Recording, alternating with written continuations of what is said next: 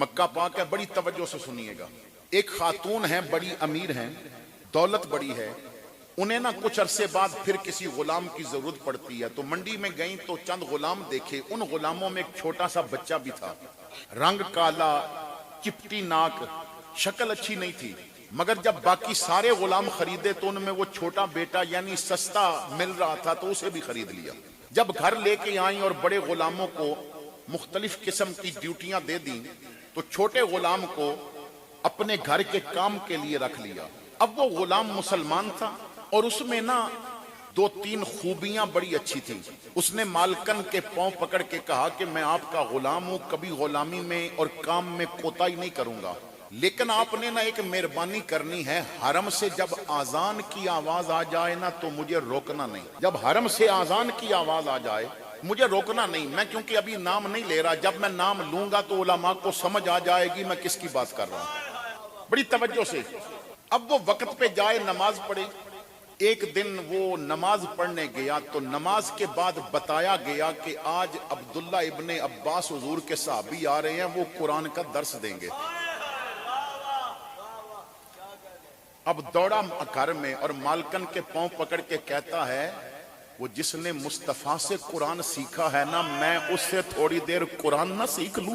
وہ جو قرآن کا پہلا مفسر ہے جسے میرے محمد نے سینے لگا کے کہا اللہ اس کا سینہ قرآن کے لیے کھول دے، آج وہ آیا ہے، میں اس سے قرآن نہ سیکھ لوں؟ تو مالکن نے کہا جا سیکھا، جتنی دیر وہ درس دیتے ہیں سنا.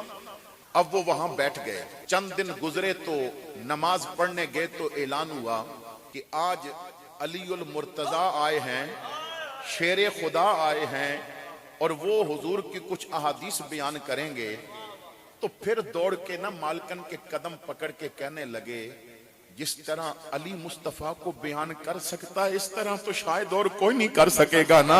مصطفیٰ کے گھر میں بیٹھ کے علی نے پرورش پائی ہے، اجازت دو میں تھوڑا سا علی سے بھی دین سیکھ لوں. کبھی پتہ چلتا ہے ابو ہریرہ آ رہے ہیں، کبھی پتہ چلتا ہے عبداللہ ابن عمر آ رہے ہیں، کبھی کسی صحابی کا پتہ چلتا ہے.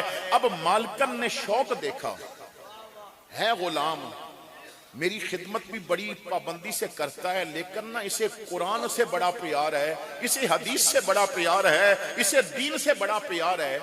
تو مالکن نے سوچا کہ اگر میں اسے دین کی خاطر آزاد کر دوں، یہ شوق سے دین پڑھے تو ہو سکتا ہے دین کو اس سے فائدہ ہو،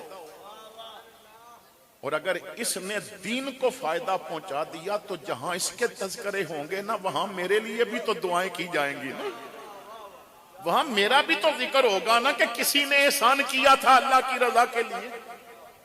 تو بلا کے کہا بیٹا میں تجھے نا اللہ کی رضا کے لیے آزاد کرتی ہوں، اب تو میری خدمت کی فکر نہ کر، تو قرآن اتنا پڑھ کے حضور کے دین کی خدمت کر سکے، تو حدیث اتنی پڑھ کے مصطفیٰ کے دین کی خدمت کر سکے. لیکن ایک بات یاد رکھنا، آزاد تو کر دیا ہے مگر میں تجھ سے لا تعلق نہیں ہوں. تجھے جب بھی کپڑا ضرورت ہو نا تو میرے پاس آنا، کھانا ضرورت ہو تو میرے پاس آنا، میں تجھے نا ماں بن کے تیرا خیال رکھوں گی اور تو مصطفیٰ کا دین پڑھ. اس نے کہا مالکن صرف ایک بسترا دے دے، 1-2 چادریں دے دے.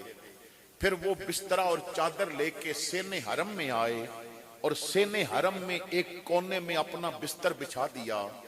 پھر تاریخ کہتی ہے 20 سال وہ حرم سے باہر نہیں گیا.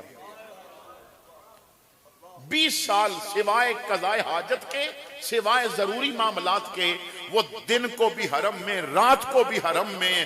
اب اس نے اتنا قرآن پڑھا کہ قرآن سینہ منور کر گیا، حدیث اتنی پڑھی، فقہ اتنی پڑھی کہ پھر حضرت عبداللہ ابن عباس ایک دن مکہ تشریف لائے تو کسی نے مسئلہ پوچھا تو فرمایا لوگو عطا ابن ابی ربا کو میں نے تیار کر دیا ہے، اب مجھ سے نہ پیچھا کرو، اب اس سے پوچھا کرو.